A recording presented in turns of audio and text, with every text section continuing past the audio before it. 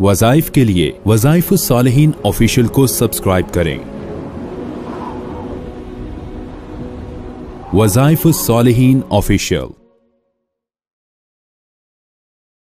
نحمدہ ونصلی علی رسولہ الکریم، اما بعد فاعوذ باللہ من الشیطان الرجیم، بسم اللہ الرحمن الرحیم۔ 3 رمضان المبارک کو یہ سورہ اخلاص کا عمل کر لیں تو انشاءاللہ اللہ رب العزت جو ہے اس کی برکت سے رزق میں برکت عطا فرمائے گا۔ سورہ اخلاص جو ہے یہ صحابہ کرام رضوان اللہ علیہم اجمعین میں بڑا محبوب اس کی تلاوت کا عمل تھا، اور صحابہ کرام جو ہے اکثر اس کو ہر وقت پڑھا کرتے تھے، چونکہ ان کی نظر میں یہ بات تھی کہ اللہ رب العزت کا تعارف جو ہے وہ سب سے زیادہ سورہ اخلاص میں ہے، اور سورہ اخلاص جو ہے اسی لیے نبی علیہ السلام پہ جب نازل ہوئی تو آپ علیہ السلام نے فرمایا جو آدمی اس کو 3 بار پڑھے گا اس کو 1 قرآن حکیم کا ثواب ملے گا۔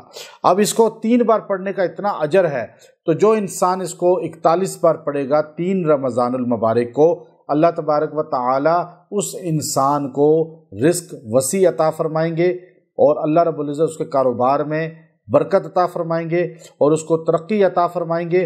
اور پھر یہ سورہ اخلاص جو ہے یہ غموں سے نجات دیتی ہے۔